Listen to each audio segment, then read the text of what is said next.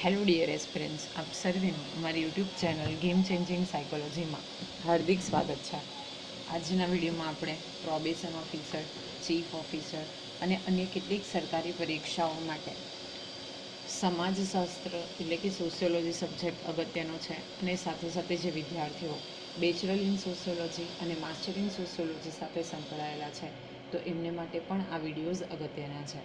અને એ અંતર્ગત આપણે સામાજિક ધોરણભંગ, બાળ અપરાધ અને યુવા અજંપો એ ચેપ્ટરની ચર્ચા કરી રહ્યા છે. તો સૌપ્રથમ આપણે જોયું હતું કે સામાજિક ધોરણભંગ એટલે શું, કોને સામાજિક ધોરણભંગ કહી શકાય. ત્યાર પછી આપણે બાળ અપરાધ એટલે શું, એની લાક્ષણિકતાઓ અને કયા કયા પરિબળો બાળ અપરાધ માટે અસર કરે છે તો એ વિષયની ચર્ચા કરી હતી. અને આ જે છે એ વિડીયો નંબર 87મો છે. અગાઉના વિડીયો તમે જોયા ન હોય તો પ્લેલિસ્ટમાં જઈને આ વિડીયોઝ ચેક કરી લેશો. હવે આપણે અગાઉના વિડીયોમાં ચર્ચા કરી હતી કે જે બાળ અપરાધ છે, ઓકે, તો બેઝિકલી આપણે એવું કહી શકીએ કે જે બાળકોને પૂરતું ધ્યાન નથી મળતું તેમાં આપણે બે ફેક્ટર જોયા હતા. ઓકે, પર્સનલ એટલે કે આપણે કહી શકીએ કે પારિવારિક ફેક્ટરની અંદર કુટુંબ છે. ધેન આફ્ટર સ્કૂલ જોઈ હતી, સમવયસ્કો જોયા હતા અને મનોવૈજ્ઞાનિક ફેક્ટર્સ પણ આપણે જોયા હતા. તો હવે કોઈક બાળક જે છે જે બાળ અપરાધ કરે છે તો એને સીધી વસ્તુ છે કે તમે એટલી કડક પનિશમેન્ટ ન આપી શકો. અને બાળક છે એટલા માટે એ સુધરી શકે છે, રાઈટ, કારણ કે હજી એની પાસે આખી જિંદગી પડેલી છે.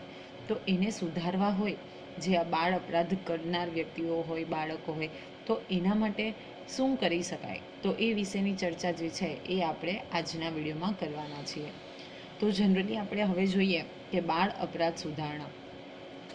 બાળ અપરાધની સમસ્યા કોઈ પણ સમાજ માટે પડકારરૂપ છે. આપણે સૌ જાણીએ છીએ કે કોઈ પણ પ્રકારનો અપરાધ હોય, ભલે બાળક દ્વારા કરવામાં આવતો અપરાધ હોય કે સમાજની બીજી કોઈક વ્યક્તિ દ્વારા, તો એ સમાજ માટે હંમેશા ચેલેન્જિંગ છે, પડકારરૂપ છે.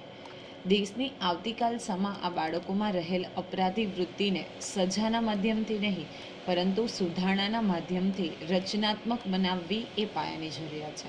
હવે બેઝિકલી આપણને સૌને ખબર છે કે જે બાળકો છે એ આવતીકાલનું ભવિષ્ય છે. Okay, they are the future of our country.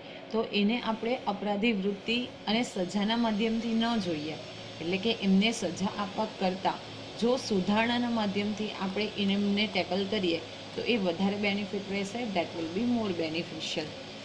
આ બાબતને ધ્યાનમાં રાખીને ભારતના સંવિધાનમાં એટલે કે બંધારણમાં, કોન્સ્ટિટ્યુશનમાં બાળકો માટે કેટલીક કાનૂની જોગવાઈઓ કરવામાં આવી છે. આ જોગવાઈઓ અનુસાર કેટલીક સંસ્થાઓની સ્થાપના પણ કરવામાં આવી છે જેનું સંચાલન સરકારી અને બિનસરકારી સંસ્થાઓ દ્વારા થાય છે.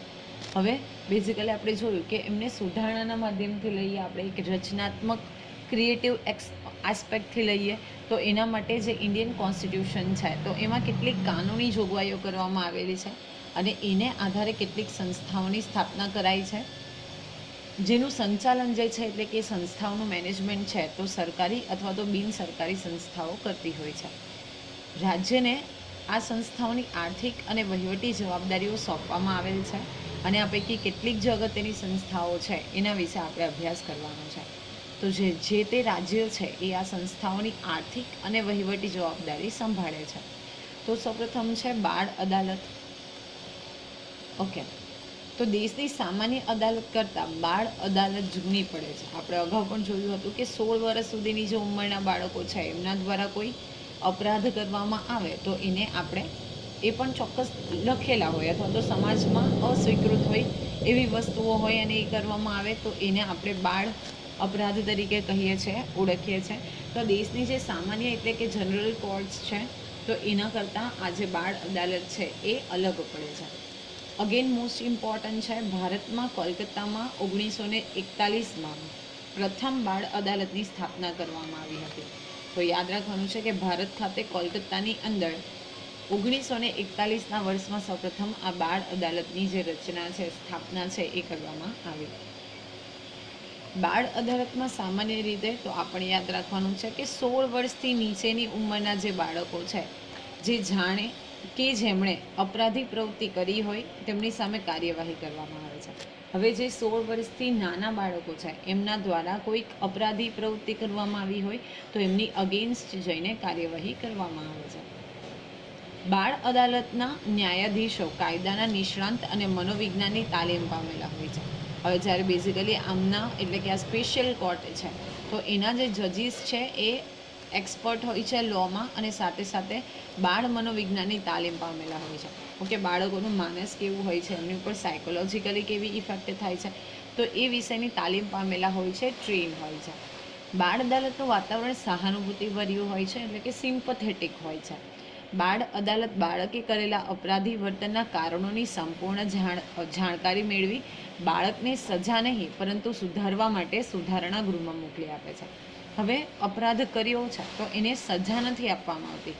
ઓકે, એના કારણોની સૌપ્રથમ તો સંપૂર્ણ જાણકારી મેળવવામાં આવે છે અને ત્યાર પછી સજા ન આપતા એને સુધારવા માટેનો ચાન્સ મળે છે અને સુધારવા માટે જે સુધારણા ગૃહ છે તો એમાં જનરલી આ જે બાળકો છે એને મોકલી આપવામાં આવે છે. નેક્સ્ટ છે પ્રોબેશન. તો પ્રોબેશન એટલે અજમાયશી યુક્તિ એટલે કે જે ટેમ્પરરી ટેકનિક હોય તો એને આપણે પ્રોબેશન તરીકે ઓળખીએ છીએ. જ્યારે કોઈ પણ બાળક પ્રથમ વખત ગુનાહિત પ્રવૃત્તિ કે વર્તન કરે અને તે બાળ અદાલતમાં સાબિત થઈ જાય ત્યારે તેવું વર્તન કરનાર બાળકને બાળ અદાલત સુધાર ગૃહમાં મોકલવાને બદલે પ્રોબેશન ઉપર મોકલે છે. તો બેઝિકલી જ્યારે આપણે વાત કરીએ તો કોઈક બાળક જે છે એ સૌપ્રથમ વખત શું કરે છે, તો બાળક જે છે એ સૌપ્રથમ વખત ગુનાહિત પ્રવૃત્તિ કરે છે, વર્તન કરે છે અને એ બાળ અદાલતમાં સાબિત પણ થઈ જાય છે. તો બેઝિકલી ઇન ધેટ કેસ શું છે, તો ત્યારે એવા બાળકને પહેલી જ વખતમાં બાળ અદાલત જે છે સુધાર ગૃહમાં નથી મોકલતું પરંતુ પ્રોબેશનમાં મોકલે છે. જ્યારે સૌ પ્રથમ વખત એનો જે ગુનો છે એ કોર્ટમાં સાબિત થાય તો ઇન ધેટ કેસ બાળકને પ્રોબેશનમાં મોકલે છે. પ્રોબેશન એક્ટ જે છે એમાં તમને આ બધું પૂછાવાનું છે અને તમે જે એક્ઝામ આપવાના છો એ પ્રોબેશન ઓફિસરની એક્ઝામ છે અને આ અંગેનો વિડીયો જે છે એ આપણી યુટ્યુબ ચેનલમાં ઓલરેડી પબ્લિશ થઈ ચૂક્યો છે, તો એ વિડીયોઝ પણ તમે જોઈ લેજો. ઓકે,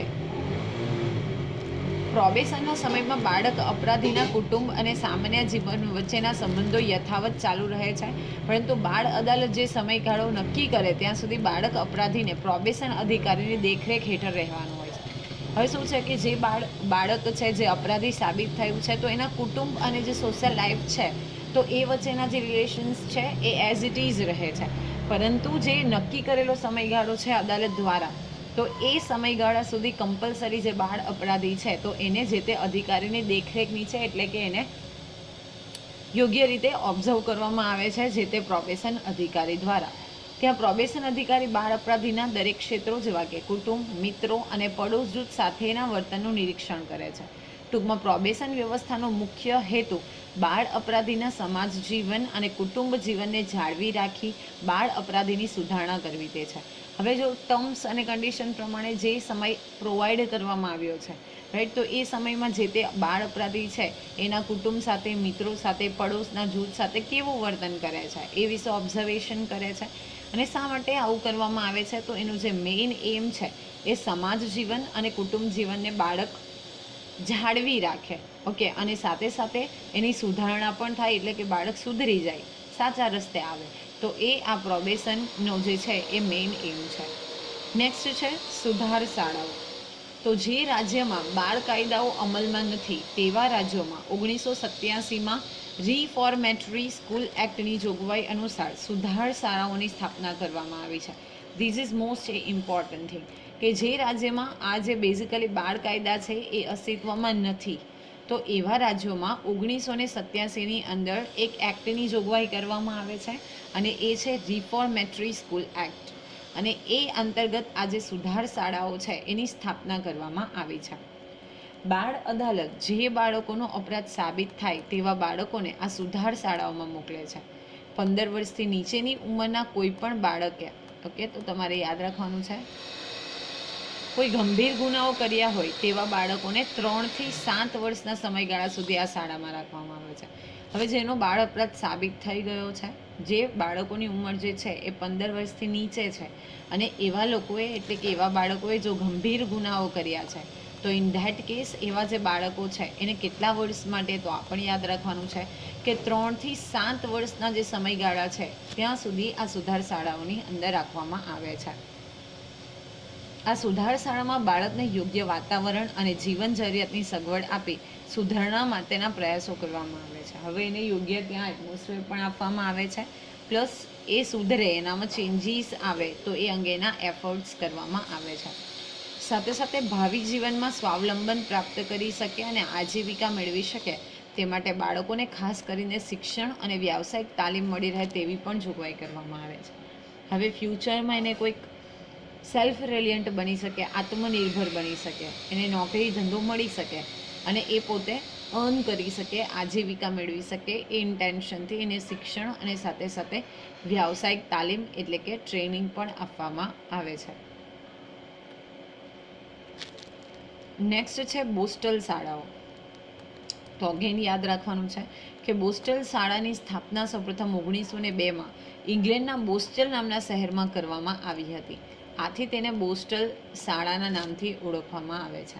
હવે શું છે કે ઇંગ્લેન્ડનું જે એક શહેર છે બોસ્ટલ, તો ત્યાં આ પ્રકારની જે બોસ્ટલ શાળા છે એની સ્થાપના સૌપ્રથમ 1902ના વર્ષમાં કરવામાં આવી હતી.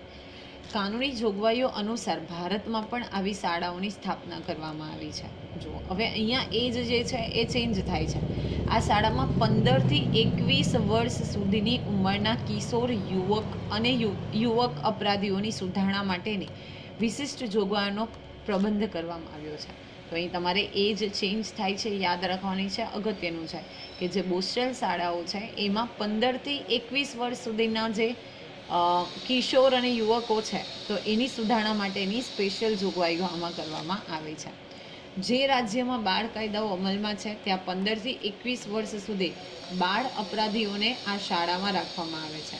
આ બોસ્ટલ શાળા 2 પ્રકારની છે, બંધ બોસ્ટલ શાળા અને ખુલ્લી બોસ્ટલ શાળા. ઓકે, તો 15થી 21 વર્ષ સુધીના બાળકો જે છે એને, એટલે કે યુવાનો અને બાળકો બંને આવી જશે, કિશોર, તો એમને રાખવામાં આવે છે. અને આ બોસ્ટલ શાળાઓ જે છે એ again you can divide in 2 types, એક બંધ બોસ્ટલ અને ખુલ્લી બોસ્ટલ. આ બંને પ્રકારની શાળામાં બાળ અપરાધીની વય મુજબ છોકરાઓ અને છોકરીઓને ઔદ્યોગિક તાલીમ આપવામાં આવે છે. જો છોકરાઓ અને છોકરીઓ જે છે એને વય અકોર્ડિંગ, એટલે કે 15 to 21 એજ છે, તો એમની એજ અકોર્ડિંગ એમને ઔદ્યોગિક તાલીમ જે છે એટલે કે ટ્રેનિંગ છે એ આપવામાં આવે છે.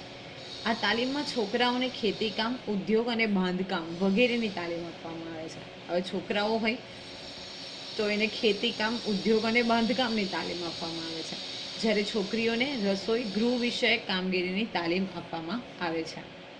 સામાન્ય રીતે બોસ્ટલ શાળામાં 2 થી 3 વર્ષના સમયગાળા માટે અપરાધીને રાખવાના હોય છે. કેટલા વર્ષ માટે?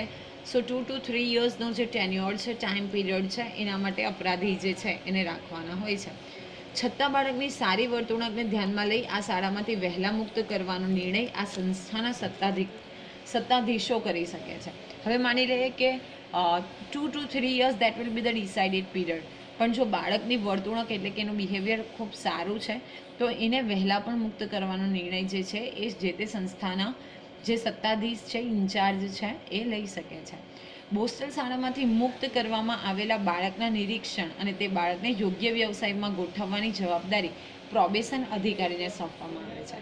હવે જે બાળક બોસ્ટલ શાળામાંથી છૂટીને આવે છે તો એને યોગ્ય વ્યવસાય મળી રહે, પ્લસ એનું જે નિરીક્ષણ છે તો એનું નિરીક્ષણ બેઝિકલી એની રિસ્પોન્સિબિલિટી કોની હોય છે? તો પ્રોબેશન અધિકારીની હોય છે એની જવાબદારી. નેક્સ્ટ છે પ્રમાણિત શાળાઓ. તો જે રાજ્યમાં બાળ કાયદાનો અમલ થાય છે તેવા રાજ્યોમાં બાળ અપરાધીની સુધારણા માટે પ્રમાણિત શાળાઓની સ્થાપના કરવામાં આવી છે. હવે જ્યાં અમલ થાય છે, જ્યાં નથી થતી ત્યાં આપણે જોયું કે જ્યાં અમલ નથી થતો તો બેઝિકલી એ જગ્યા ઉપર આપણે બોસ્ટલ શાળા હોય છે. અમલ નથી થતો એની જગ્યા પરની જો આપણે વાત કરીએ તો સુધાર શાળાઓ, દેટ ઇઝ રિફોર્મેટરી સ્કૂલ એક્ટની જોગવાઈ છે. પરંતુ જ્યાં અમલ થાય છે એટલે કે બાળ કાયદાનો અમલ થાય છે તો એવા રાજ્યમાં બાળ અપરાધીની સુધારણા માટે પ્રમાણિત શાળાઓની સ્થાપના કરવામાં આવી છે. આવી શાળાઓ ખાનગી સંસ્થાઓ દ્વારા અને જાહેર ફંડની મદદથી ચલાવવામાં આવતી હોય છે. આ શાળામાં બાળકની દેખભાળ, ઉપચાર અને સુધારણા કરવામાં આવે છે. સામાન્ય રીતે પ્રમાણિત શાળાના મુખ્ય 2 પ્રકાર છે, જુનિયર પ્રમાણિત શાળા અને સિનિયર પ્રમાણિત શાળા. તો આનું જે મેનેજમેન્ટ છે ખાનગી સંસ્થાઓ દ્વારા કરવામાં આવે છે, પરંતુ જાહેર ફંડથી એટલે કે જે ગ્રાન્ટ અવેલેબલ થતી હોય એમાંથી કરવામાં આવે છે. અહીંયા બાળકોની કેર કરવામાં આવે, ઉપચાર અને સુધારણા કરવામાં આવે છે અને 2 પ્રકારની હોય છે, જુનિયર પ્રમાણિત શાળા અને સિનિયર પ્રમાણિત શાળા. 12 વર્ષથી ઓછી ઉંમરના બાળ અપરાધીઓને જુનિયર પ્રમાણિત શાળામાં રાખવામાં આવે છે. સો લેસ ધેન 12 યર જે છે એને જુનિયર પ્રમાણિત શાળામાં અને 12 to 16 યર્સ સુધીના જે કિશોર અપરાધી છે એને સિનિયર પ્રમાણિત શાળામાં મોકલવામાં આવે છે. સો 12 to 16 યર્સ હશે તો એને સિનિયર પ્રમાણિતમાં મોકલવામાં આવશે. અહીં તેમને સામાન્ય શિક્ષણની સાથે ટેકનિકલ શિક્ષણ પણ આપવામાં આવે છે. પ્રમાણિત શાળામાંથી મુક્ત કરાયેલ બાળકની દેખરેખની જવાબદારી સ્થાનિક કાર્યકર કે પ્રોબેશન અધિકારીને સોંપવામાં આવે છે, જે બાળકનું નિરીક્ષણ કરવાનું કાર્ય કરે છે. તો અહીંયા પણ ટેકનિકલ શિક્ષણ આપવામાં આવે છે અને as soon as he or she will complete his or her time period, તો એની જે દેખરેખની એટલે કે ઓબ્ઝર્વેશનની જવાબદારી છે એ જે તે લોકલ ઓફિસર હોય એટલે કે સ્થાનિક કાર્યકર છે ઓરેલ્સ પ્રોબેશન જે ઓફિસર છે એને સોંપવામાં આવે છે. નેક્સ્ટ છે પાલક ગૃહ. તો પ્રમાણિત શાળામાં ન પાડી શકાય અથવા તો ન મોકલી શકાય તેવા 10 વર્ષથી નીચેના છોકરાઓ, ઓકે, એટલે કે નીચેના બાળકો. અહીંયા આપણે જોયું કે બેઝિકલી વાત કરીએ તો હમણાં 12 વર્ષથી ઓછી ઉંમરના છે અને 12 વર્ષથી વધુ, તો 10 વર્ષથી નીચેની ઉંમરના બાળ અપરાધીઓ માટે આવા પાલક ગૃહો ચલાવવામાં આવે છે. આ પાલક ગૃહોમાં બાળકોને કૌટુંબિક વાતાવરણ મળી રહે તેવા પ્રયત્નની સાથે તેમને સુધારવાના પ્રયાસ કરવામાં આવે છે. આવા પાલક ગૃહો સરકારની આર્થિક મદદ અને ખાનગી સંસ્થાઓ દ્વારા ચલાવવામાં આવતા હોય છે. So those who are below 10 year, okay, તો એને આ પાલક ગૃહમાં રાખવામાં આવે છે અને સરકારની મદદથી પણ ચલાવવામાં આવે છે અને ખાનગી સંસ્થાઓ દ્વારા પણ ચલાવવામાં આવે છે. નેક્સ્ટ છે બાળ સંરક્ષણ ગૃહ એટલે કે રિમાન્ડ હોમ. બાળ અપરાધીને સુરક્ષિત રાખવાનું એક સ્થળ એટલે કે રિમાન્ડ હોમ. બાળ ધારા અનુસાર કોઈ બાળકની અટકાયત કરવામાં આવે તો તેનો કેસ બાળ અદાલતમાં પૂર્ણ ન થાય ત્યાં સુધી તેવા બાળકને આવા બાળ સંરક્ષણ ગૃહમાં રાખવામાં આવે છે. હવે કોઈક બાળક જે છે, ઓકે, કોઈ ગુનો કરે છે એની અટકાયત કરવામાં આવે છે એટલે કે એને બેઝિકલી આપણે એવું કહી શકીએ કે અને અટકાયત કરીને જ્યારે પોલીસ સ્ટેશન લાવવામાં આવે કે કોર્ટમાં હાજર કરવામાં આવે, ઓકે, એને પર એરેસ્ટ કરવામાં જ્યારે આવે તો જ્યાં સુધી એનો કેસ બાળ અદાલતમાં પૂરો ન થાય, હવે એરેસ્ટ કર્યું છે બાળકને પ્લસ એની જે હિયરિંગ ડેટ્સ આવતી હોય બાળ અદાલતમાં એ જ્યાં સુધી પૂર્ણ ન થાય તો ત્યાં સુધી તેવા બાળકને આ બાળ સંરક્ષણ ગૃહમાં રાખવામાં આવે છે. અહીં બાળકો સાથે તાદાત્મ્ય સાથે જરૂરી એવી માહિતી એકત્ર કરી બાળ વર્તનનું નિરીક્ષણ અને વર્ગીકરણનું કાર્ય કરવામાં આવે છે. ઓકે, એમની પાસેથી યોગ્ય માહિતી જે છે એ કલેક્ટ કરવામાં આવે છે અને સાથે સાથે એમનું ઓબ્ઝર્વેશન કરી અને એમનું જે વર્ગીકરણ છે એનું કાર્ય કરવામાં આવે છે. બાળ સંરક્ષણ ગૃહ સામાન્યતઃ ખાનગી સંસ્થાઓ દ્વારા ચલાવવામાં આવે છે અને સરકાર તેને મદદ કરે છે. તો આ પ્રાઇવેટ જે ઇન્સ્ટિટ્યુશન્સ છે એ આ રિમાન્ડ હોમને રન કરે છે, ચલાવે છે, પરંતુ એને ફાઇનાન્શિયલ હેલ્પ કોણ કરે છે? સરકાર. આમાં સંસ્થાઓ બાળ અપરાધી એટલે કે અપરાધી બાળકોના વર્તનમાં સુધારો કરી તેમનામાં સમાજના ધોરણો એટલે કે સ્ટેન્ડર્ડ ઓફ સોસાયટી, મૂલ્યો એટલે કે વેલ્યુઝનું આંતરિકીકરણ કરે છે. આ જોઈએ તો એક આદર્શ યુવા નાગરિક તૈયાર કરવામાં આ સંસ્થાઓનું યોગદાન મહત્વનું છે. હવે જે બાળક ખૂબ કુમળું છે એનું માનસ જે છે એ એટલું સ્ટ્રોંગ નથી, પ્લસ એ બાળક યોગ્ય ડિસિઝન નથી લઈ શકતું. તો ઇન ધેટ ટાઈમ એનું જે બિહેવિયર છે એમાં ચેન્જીસ લાવી સમાજના ધોરણો જે છે પ્રસ્થાપિત ધોરણો એ અને મૂલ્યો એ પોતે શીખે, એનું આંતરીકરણ થાય અને એક આદર્શ યુવા નાગરિક બને, પ્લસ એને યોગ્ય માર્ગે વાળી શકાય. એટલા માટે આ જે બધા ગૃહો છે તો એનું કાર્ય ખૂબ અગત્યનું છે. તો બેઝિકલી આજના વિડીયોની અંદર આપણે બાળ અપરાધ સુધારણા માટે જે બાળ અદાલત, પ્રોબેશન, સુધાર શાળાઓ, બોસ્ચલ શાળાઓ, પ્રમાણિત શાળાઓ, પાલક ગૃહ અને બાળ સંરક્ષણ ગૃહ એટલે કે રિમાન્ડ હોમ વિશે ડિટેલમાં ચર્ચા કરી. તો એમાં આઈ હોપ તમને સમજ પડી હશે. જો વિડીયો પસંદ પડે તો વિડીયોને લાઇક કરી અને શેર કરવાનું ભૂલશો નહીં. અને આવા જ વધુ વિડીયોની અપડેટ્સ મેળવવા માટે even you can subscribe our YouTube channel game changing psychology. Thank you for watching the video. Have a nice day.